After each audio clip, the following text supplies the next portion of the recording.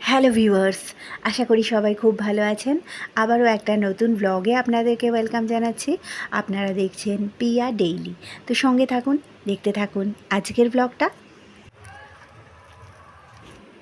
মেট্রোতে করে এসেছিলাম, তো এবার পৌঁছালাম হাওড়া মেট্রো স্টেশনে। এক্সকেলেটার থেকে উঠে এবার হাওড়া রেলওয়ে স্টেশনের দিকে যাচ্ছি। তো আরও একটু সামনের দিকে এগিয়ে যেতে হবে, তো চলুন যাই।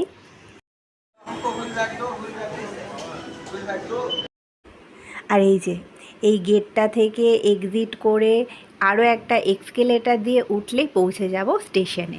আসলে এখান থেকে উঠে স্টেশন চত্বরে পৌঁছালাম, তারপর আরও একটু হেঁটে পৌঁছে গেলাম হাওড়ার ওল্ড কমপ্লেক্সে।